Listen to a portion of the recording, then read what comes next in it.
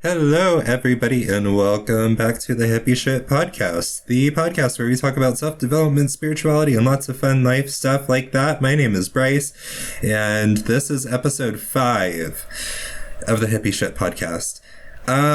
This episode is going live a little bit ahead of, I would say, schedule. I guess I really don't have a schedule. I will officially commit to having some kind of a regular posting schedule very soon.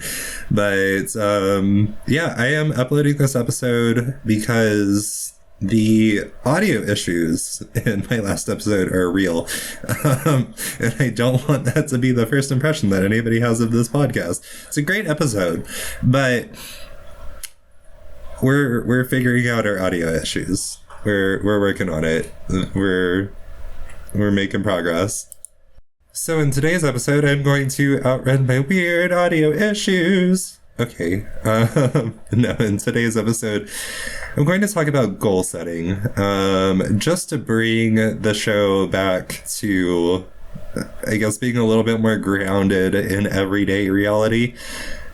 The last episode was very esoteric in nature, and we dug deep. We dug real deep. So yeah, just gonna lighten it up a little bit, and we're gonna talk about goal setting. And I guess, kind of 'tis the season. By the time this episode goes live, I think it's gonna be the end of January. How are y'all doing on your New Year's resolutions? I didn't set any, so I guess I'm doing great. No, I will report that I have been working on shifting back into some healthy habits that I had gotten away from for a little while. A few things that I can do on the reg to build myself up and build a healthy relationship with myself, which of course has been my priority. Things are going okay. I'm pleased to announce that things are going okay. It looks like I'm going to complete dry January officially, which is wonderful. Hooray for sobriety. I have joined a self-development group that's focused on building and maintaining healthy relationships. Not going to get into too many details about that one for reasons, but that's been going well so far. And drinking a lot more water, back into regular exercise, back into yoga. Being a podcaster and talking about spirituality and self-development, I feel like it probably gives off the impression that I am flawless, which naturally you would be right if you assume that. But that doesn't necessarily mean that I also have my shit together. And, I've reestablished my consistent meditation practice, which has been wonderful. There were a couple months there where I was kind of slacking, just a little bit, not gonna lie. So it's good for me. It feels good to be back. And it also feels good to be back to podcasting again, and probably pretty soon making YouTube videos again. I'm going to work really hard to finish out the 21 Days to Heal Through a Breakup series. If you're not already familiar, that is the series of videos that I actually used to launch my channel in the first place. And I abandoned it. I needed to take a step away from it, if we're being completely honest. I really needed to, I think, have my human experience more so than I needed to talk about my human experience for a while. So I'm in a good space now, which is wonderful. But it's taken some time to get there. So if you were somebody who actually sincerely was getting a lot of value out of the original, initial videos and podcasts, I'm so sorry to have abandoned you. But I am human. I'm so sorry. So sorry. But I'm back now. So let's talk about goal setting, shall we? So I think I'm probably a little bit at odds with most other coaches. Am I a coach? With most other people in the personal development space when it comes to goal setting. Namely, in that I don't really believe in it. I don't believe in setting goals necessarily. I think there's a lot of benefit that can come from setting goals. Don't get me wrong, I do it. I very consistently do it, as a matter of fact. In fact, I am the kind of hippie that, manifests with the moon. So I set goals with every moon cycle. So there's a space for it, but I believe that we go about goal setting in a very backwards way that's not particularly inspiring. And I have gotten the, I guess, intuitive nudge that when you have to set the same goal like 10 times, when you have to create the same New Year's resolution for like the 10th year in a row, there's something there that you could look at and that you could address. And, there's an opportunity there for you to discover something about yourself. And so I've really been working on doing that recently, a little bit more. So let's talk about, I guess, the problem that I see in goal setting. Number one, because of course there's multiple problems that I perceive in goal setting. It can't just be one problem that I see. But the main problem is that I feel like we tend to set goals that don't actually feel very good. And I know why. For me, I know that I've set a lot of goals that don't actually light my fire, so to speak. Phrasing, right? But throughout my life, I have had a tendency to, I guess, follow the guidance, the general guidance of goal setting, which is, of course, that you need to set SMART goals. And now I'm debating whether I should cover what that means if you are unfamiliar with the concept when I'm about to take a shit on it. No, so SMART goals, for the uninitiated, if you've been living under a rock and you're not familiar with what a SMART goal is, it is this concept that goals need to be specific, measurable, achievable, reasonable, yeah, that sounds right, and timely. And so instead of saying, I want to lose weight, you say, I want to lose 40 pounds in the next 6 months. Great, right? How great.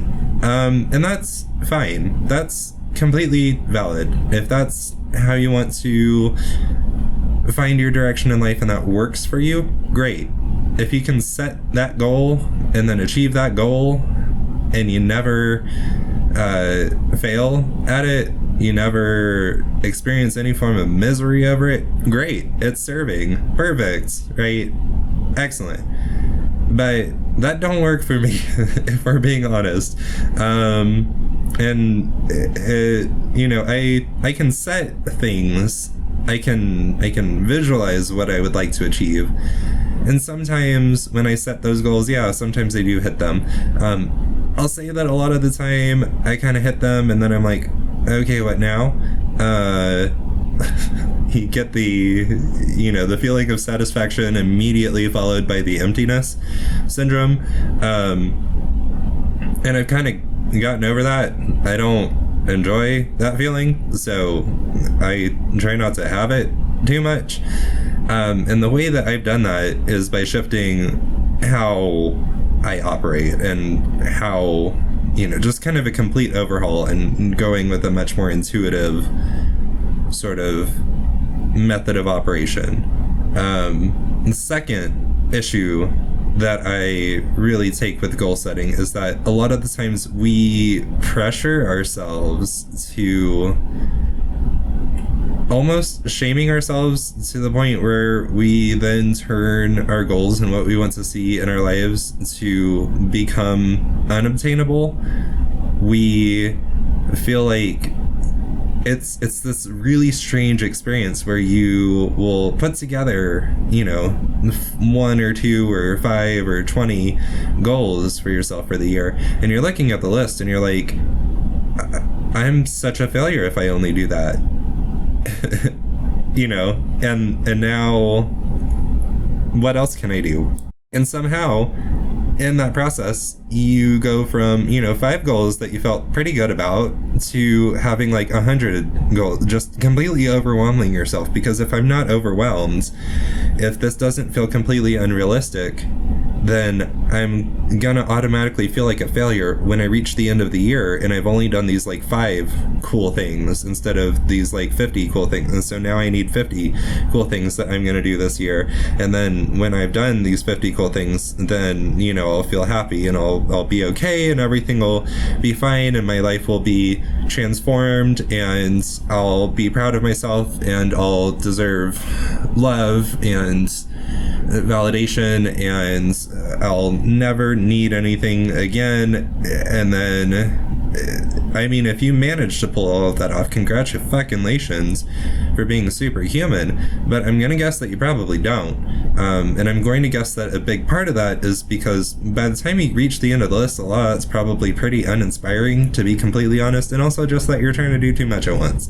And I'm sorry, but we are all guilty, myself included. I need to hear this just as much as anybody else does, but we are all guilty of biting off more than we can chew and taking on more than we are ready for when we're setting goals, which is my third issue, is that goals tend to be, they're set in such a way, we set them in such a way that we leave ourselves feeling fairly uninspired because we're usually not coming from a mentality of inspiration. And I'm going to expand on that when I talk about how I, do this now. But, if you're coming from a space of feeling inadequate when you're setting your goals, chances are that inadequacy is going to kind of taint the process for you to where no matter how hard you work, you're not going to get to a better space mental health wise, well-being wise. And to break that down just a little bit more, I'm like, what's something that everybody can relate to? Everybody wants to lose weight, right? Like we all want to lose weight. We all want to lose, 10 pounds or 20 or 50 or fuck if I know, right? We all want to lose weight. We all want to look super fucking sexy and look great in a bathing suit and get all the girls or men or everything in between. And we decide that we're going to lose weight and that's going to fix a lot of issues in our lives. We want to lose weight because we don't like how we look and we have low self-esteem because of how we look. And that low self-esteem then creeps up in issues that, arise across all areas of life. And we let people walk all over us and we turn into people pleasers and we don't advocate for ourselves and express our needs and our wants. And we keep ourselves small and we have bad posture that leads to back problems. And we're addicted to comfort eating because it makes us feel less lonely when we're eating, a giant tub of mashed potatoes, and we don't feel good about being out in public, so we tend to stay home anyways. And We don't have satisfying, fulfilling relationships, and so we watch too much TV because then we can live vicariously through the characters, or get really sucked into romance novels. And if we do end up in relationships, they're usually not very healthy, and they're usually not very good for us. And so I'm going to lose 40 pounds because then my life will turn around because everybody will think I'm hot. And I would say to you, great. Good luck, right? And then we, may lose 40 pounds, but we still don't feel very good. And it turns out that we still have the same issues in our lives. We still have the same experiences. We're still lonely. We still self-isolate. We still play small. We still don't feel good about ourselves. Or we hit the goal, we lose the weight, and then we turn into toxic assholes because we didn't actually do any work on ourselves or self-image. And I still feel like shit even though I look like this, and so now I'm going to direct all of that shitty feeling energy towards all these other people that are around me and tear them down because I'm miserable and I want them to be miserable. Because I have low self-esteem, I want other people to have low self-esteem too. Because I don't like myself, I don't want you to like yourself either. Right? So what we need to do to shift out of that, well, I mean, there's a lot that we need to do to shift out of that, to be completely honest. Like, the idea that knowing is half the battle here. Oh, no, it's really not. Like, there's a lot of inner work that needs to happen, right? But my point in that is that the solution is not to look at your body, hate your body, and then say, okay, I'm gonna make my body smaller and then I'll love it. No. That's you don't get there. The real issue is not how your body looks. The real issue is how you look at your body. Period. It's not your appearance, it's how you judge your appearance. That's the issue. That's really what you're trying to solve. And when you set a goal of weight loss, you're trying to solve the issue of how you look at your body by changing how your body looks. But in doing so, you don't actually change how you look at your body. You don't change how you see your body. And for some people, this will happen naturally over time during the process. You can set your weight loss goal and you can start to go to the gym and start to appreciate how your body moves and enjoy it for what it does. And you can stop seeing it so much as an ornament and seeing it more as an instrument. Thank you, Alanis Morissette, for, that line that has stuck with me for so much of my life now. But, when I got into circus because I wanted to, look better naked. Obviously, and circus is a great fucking workout. Like, if you want to be tired, go be an aerialist for a while. It's exhausting. And that's why I started pole dancing, was because, well, I want to be sexier. And if I can learn to pole dance, then I'll automatically be sexier. And yeah, sure. But at no point did I start to learn to appreciate my body for what it could do. It was still just about how it looked. And so as I start to learn to do all these really cool tricks, as I start to admittedly lose weight and slim down and get more flexible and everything, eventually my self-image started to change and I started to become more confident, but it took so long. And it's like I'd be doing the splits in the air, suspended from the ceiling, and I'd look at a photo of myself and be like, I have a belly though. And eventually I got to the point where I had lost weight and I looked how I had wanted to look when I set out, but the body dysmorphia hadn't changed. So I look at pictures from back then now, and I'm like, oh my God, I looked good. But I didn't see that at the time. All I saw was, well, I still have love handles. And that's what I think that's what the normal goal setting really sets us up for. And we wonder why goals can be so unachievable. We wonder why am I so lazy? Why do I, miss out on my goals? Why am I so unmotivated? Maybe motivation's the problem. We wonder why we can't keep our New Year's resolutions. Why does everybody give up on their resolutions by February 1st? Why am I setting the same goal year after year? Why is the same goal always on my list? Why am I perpetually struggling to lose weight? Why am I perpetually trying to make more money? Why am I always trying to find a boyfriend? Why am I, and it takes so much failure to get to the point where you're like, okay, maybe I should change how I am operating. Maybe I need to change something at a little bit more of a base level.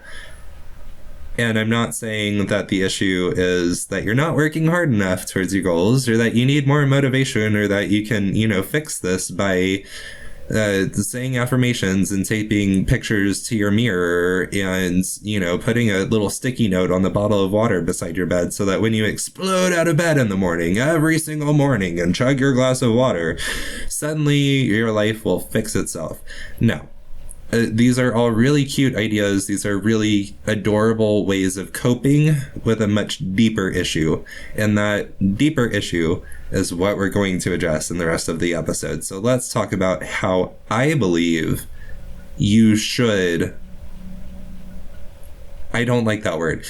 Let's talk about how I feel you should. No. Let's talk about how I set goals now. How I operate. And I would encourage you to try this out and see if it changes anything for you. See how it feels for you. So let's talk about the idea of intuitive goal setting. I don't know if that's actually the best word, but this is like the most descriptive thing that I can come up with to describe my process. So my process for changing things in my life is to first get very real about what's actually going on in my life. And that means looking at things from multiple perspectives in order to get a more informed, a clearer picture of what the actual issue is and what I can do about it. So to use, I guess, the weight loss example again, I swear I need to talk about something other than weight loss. But to use the weight loss example again, right? The issue, the thing that I would like to change is how I look to myself naked. Because what truly matters is how I look to myself. It's not about what other people think. If it were, I wouldn't have that much of an issue with my body. If we're being completely honest, if we're being completely real, I judge my body, or have historically judged my body, much more harshly than anybody else ever has. And that may not be true for all of you, but I'm willing to bet that if you sincerely felt good about how your body looked, you wouldn't have an issue with how anybody else perceives your body. If you sincerely, truly love your body for what it is and for how it looks, other people's opinions don't matter. Which is a side issue that I have with the body positivity movement occasionally, where we're trying to sell the idea that, fat is sexy, and that's true, but it's like we're trying to backdoor people's brains. It's like we're trying to help fat people feel more lovable by convincing society to change its mind about how it views fat people, and not addressing the very real perceptions and very negative perceptions that people have of themselves. Let us change what media says so that I don't have to feel bad, when the truth is you don't have to feel bad as it is. Which makes sense. I get it, but I don't know that that's the way to actually achieve the result that we're going for. Go figure. Talking about goals, right? So, if I don't like how I look naked, my default behavior, the default solution to that is, okay, well then I'm going to set a goal to lose weight or build muscle, or, whatever it is. I'm going to try to make myself look more aesthetically pleasing. And that's how 90% of us operate. And that's valid. Again, if it works for you, keep doing it. It did not work for me, though, because the real issue is that I don't like how I look naked. I am critical of my body. I dislike my body. I have trained myself into disliking my body, and no matter how my body changes, I probably will not develop a better relationship with it until I make it a point to actually develop a better relationship with it. And I don't need my body to look different to work on how I view it. I don't need my body to change to please me. I need to learn to be pleased with my body as it is. That's how that has had to unfold for me. And the reasons for this are many, but the main issue that I see, the main thing that we need to change, is that a lot of the time, in that scenario, the reality is not that my body is gross and unlikable and a problem. The reality is that how I see my body is the problem.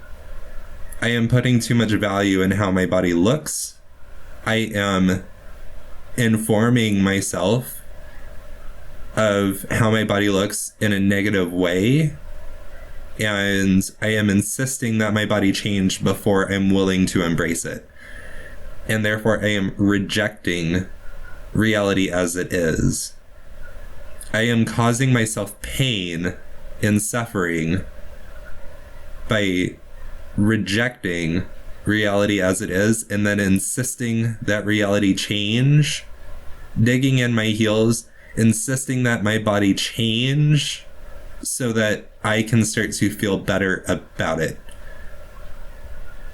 And if we're not seeing the issue already there, just inherently, because saying that feels uncomfortable for me, I'm hoping that hearing it explained in that way feels uncomfortable for you on some level too. And then, we have the other fallout of that, which of course is that if you feel like crap about yourself, you're causing yourself stress, right? And if you're stressed out, you're not going to lose any weight. It's going to be that much harder, because when you're stressed out, your body releases cortisol, right? The stress hormone. And that makes weight loss very, very, very difficult, if not impossible, right? It leads to, a worse sleep pattern. It leads to you not feeling particularly inspired to take care of yourself and make better, healthier choices for yourself. Because if I'm just going to be miserable, then I'm going to turn to, Jack in the Box, because it's delicious and it at least brings me some comfort in my misery. I don't want to eat the plate of vegetables if I feel like crap. I want sugar, I want unhealthy foods that are going to perpetuate how I look as it is. I'm not going to want to go and show my body at the gym. I'm not going to want to go anywhere. And so, we create certain patterns in our lives that really perpetuate the things that we already dislike. And so I would say that the first step in setting any goal is to be willing to accept what reality is. And the reality in this scenario is, okay, I don't like how I look, and that means that how I see myself is a problem. And I have many, many, many ways of changing that. I can lose weight and see what happens, see if I like myself better. You can call that an experiment and see what comes from it. Maybe it works, maybe it doesn't. I can change how I talk with myself to try and accept myself as I am, and see if that's the only thing that changes what that brings for me, which I would highly recommend, is even just changing up your self-talk without changing anything else. See what changes in your body. See what you can start to manifest for yourself in just changing your self-talk. See what results come. Because for me personally, when I just changed how I was looking at myself, it very suddenly didn't matter how I looked anymore. I just started to love myself as I was. And that is so powerful and so beautiful and so helpful. And it feels so good to look at yourself in the mirror and say, fuck yeah, that's my body and I fucking love it. Okay. That alone is so wonderful. That is an experience that I hope that every single one of you gets to have at some point. And I can guarantee you that you can have that experience regardless of how your body looks. I can guarantee that you can have that experience regardless of how other people feel about your body. You can have that experience just by changing how you choose to talk about yourself and how you choose to look at yourself.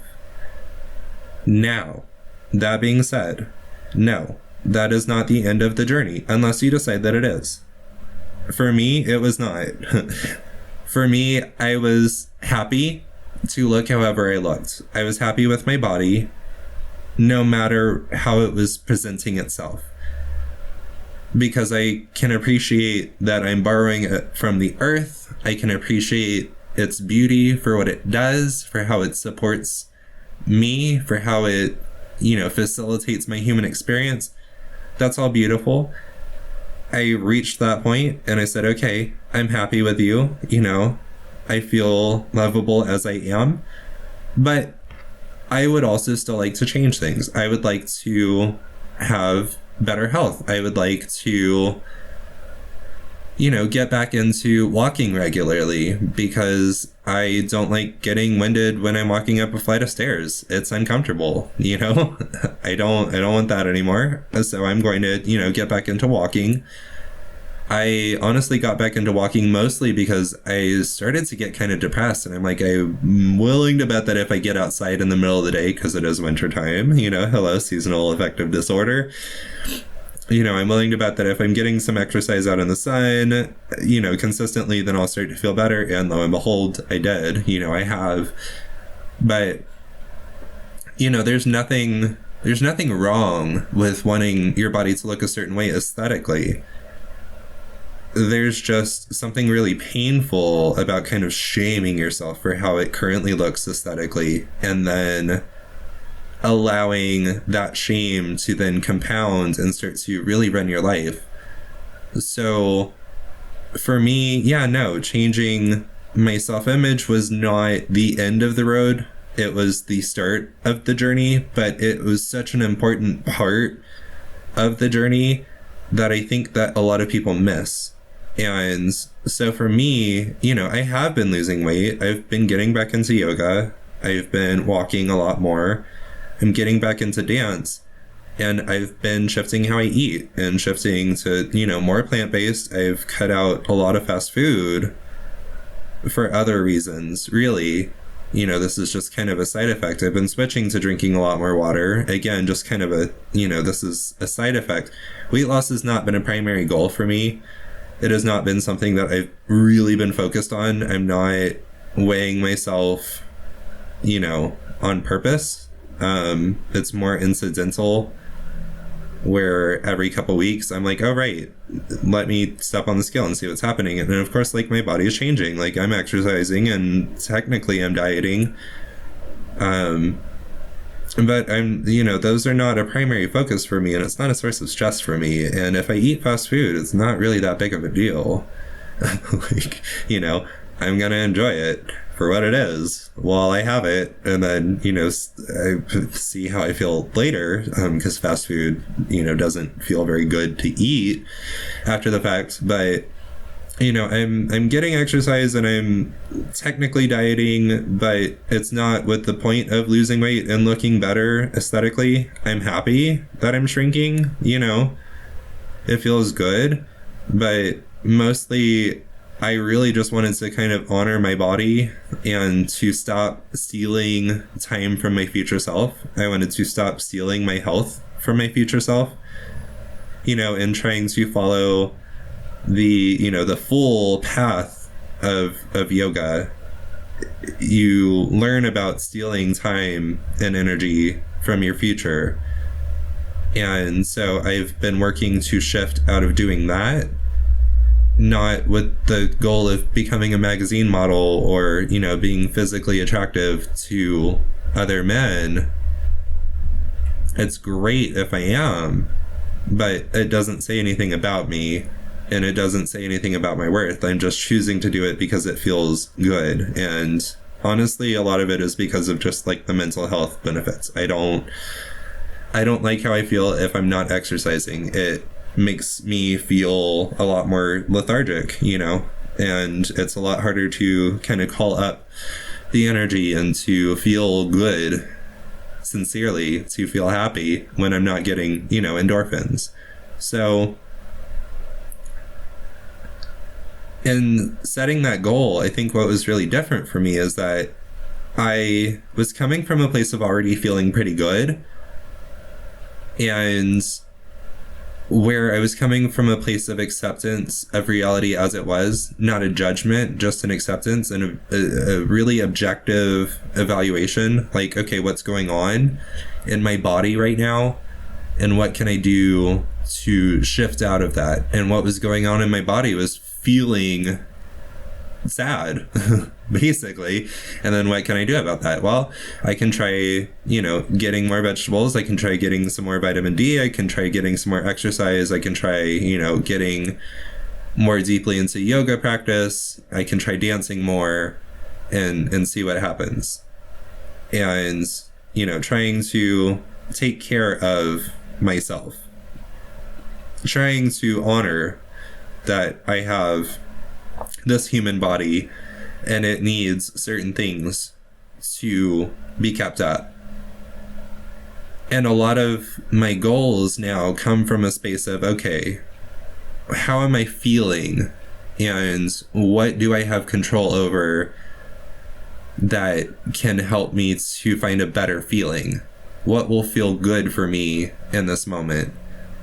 And not, how do I change the outside world? How do I change what's manifesting in reality so that I won't be mad about what's going on anymore, but instead I'm noticing that I'm angry. I'm noticing that I'm feeling sad. I'm noticing this issue.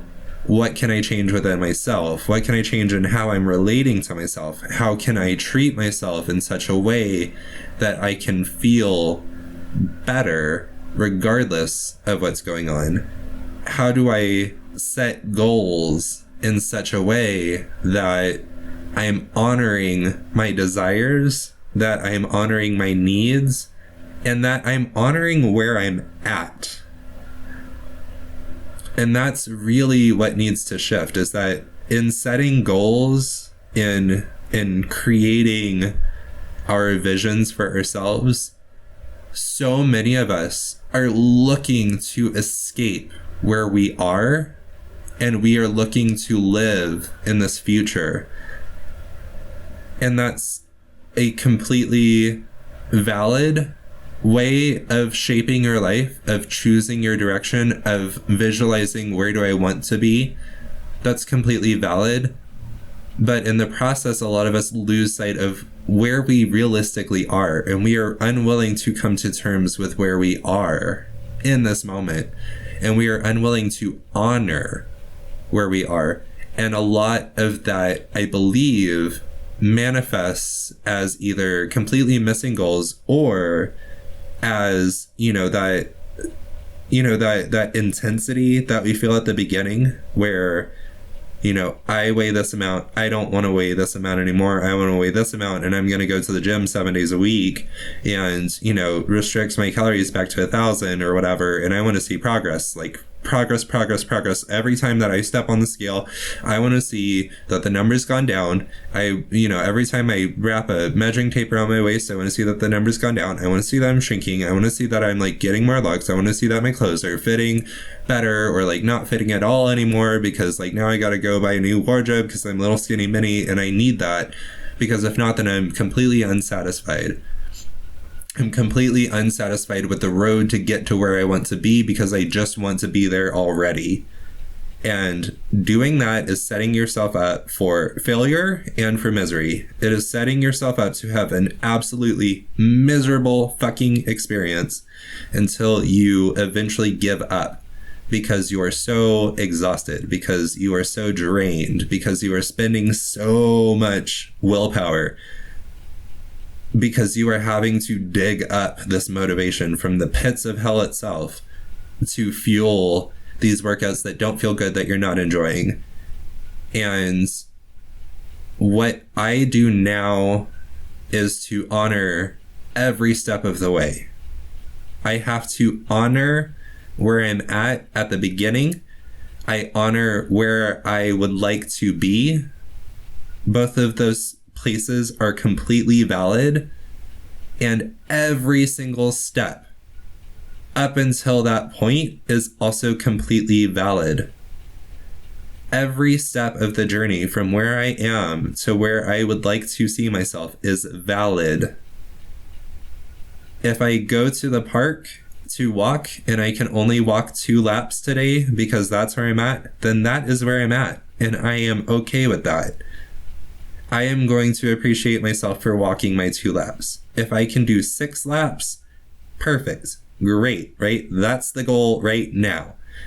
When I eventually get to the point where I am walking, 8 laps, which is probably about 5 miles, perfect, even better, right? But where I am today is where I am today. And I am no more and no less lovable for being where I am now in this moment than I could be by being somewhere else. My value does not shift based off of where I am in my journey.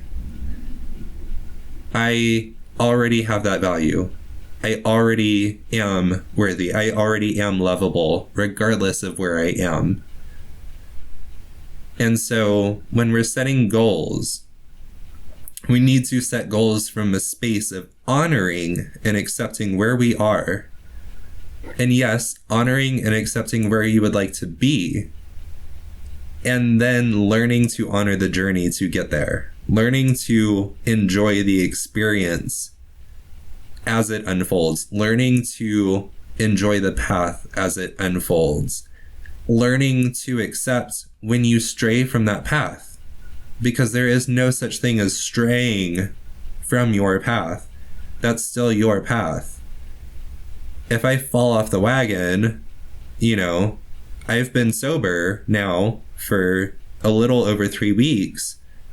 I believe in this moment that I'm going to maintain my sobriety. If I don't, if I fall off the wagon, if I relapse, that's okay. That is part of my journey. That is part of my experience. All that I can do is continue to deviate, or I can course correct and return to sobriety. There is no alternative, and there's no sense in beating myself up. There is absolute sense in addressing what went wrong, what happened, what caused this, what lapse in judgment did I have, why am I here in this space where I'm going to slip or relapse, so that I can address that in the future and learn to create better situations for myself that are more conducive to staying sober, or more conducive to maintaining my health and fitness goals, more conducive to maintaining healthy relationships, more conducive to achieving my spiritual development. But there's this sense of failure that goes along with goals, where we're not on track to meet them, and we want to overcompensate, and we want to freak out, or we want to abandon them altogether because they're not going as planned. And that, I believe, is a symptom of wanting to reject where you are and where you have been, so that you can reach the end. And the thing is that there is no end. There are absolutely milestones. There are absolutely goals that you see for yourself, but your journey isn't over at that point. Even if you're, done trying to change your body, you still have to maintain it. Even if you've, reached enlightenment, you still have to live your life enlightened. Even if you, get married, you have to maintain that marriage and put in the work, show up in that relationship consistently in order to keep that relationship healthy. And so many of us want to ignore every step between here and, wherever there may be. And we also start to ignore every step that comes after it. And we can lose sight of that so easily. So when you're setting goals, I would invite you to set goals that feel good intuitively. Make sure that you are building a foundation, which is my theme for the year, by the way. Not for this channel, but in my personal life, to build a solid foundation in my life across all the areas of my life. But honoring where you are as part of your story, honoring where you are in this moment as you're setting your goal, honoring where you are in every moment leading up to when you reach that goal, and then honoring every moment once you have achieved that goal and when you are maintaining that goal. Honoring it all as part of your experience, as something to be accepted about yourself, will make such a huge difference in your life. And the final thing that I'm going to say is, if somebody takes a shit on your goals, if your goals aren't high enough for somebody else's standards, you have my express permission to kindly invite them to go fuck themselves. No, keep in mind that where they are from their perspective, yeah, maybe your goals are pretty small, but where you are, based off of how you feel, those goals are perfect for you. They are exactly what you need to set. If it feels good when you're setting your goal, you're doing it right. You're choosing the right goals for yourself. If it feels manageable, if it feels like, yeah, I can do that. If you're looking at the visualization of the finish line and you're like, yeah, that would feel fucking incredible, then perfect. You are setting the perfect goal. If your only goal for this year is to consistently make your bed every morning, good. Do that. Right? Set that goal. Work on that. Hell, if your only goal is to get out of bed every morning this year, if your goal is to get out of bed tomorrow and that's where you're at, that is where you're at. And that is a perfectly worthy goal. That is perfectly acceptable. If that is what you are capable of, then that is what you are capable of. Do that. Go with that. Do the fuck out of that. Honor yourself for having done that. Celebrate yourself for having done that. And don't let anybody and their fucking opinion change how you feel about what you have set out to do, because that has nothing to do with them and it is none of their business. how you are going to operate throughout your human experience. Period. Okay. All right. Off my soapbox. As always, if you have listened this far, you are a fucking trooper, and I love you so much. As always, of course, thank you so much for listening. It is wonderful, have I mentioned that, to be back to podcasting again. I'm really looking forward to seeing what the content on this channel is going to look like. If you have opinions about that, by the way, feel free to reach out. If you have a topic that you would really like me to dig into, or hell, if you want to be a guest on the show, reach out. hippieshitshow@gmail.com. Just send us an email, right? You can find lots of information over on our YouTube channel as well, of course. And yeah, I hope that all of you are enjoying your January so far. I know I mostly am. We're getting there. Yeah, I'm glad that you're here. I love you so much, and I'll see y'all in the next episode.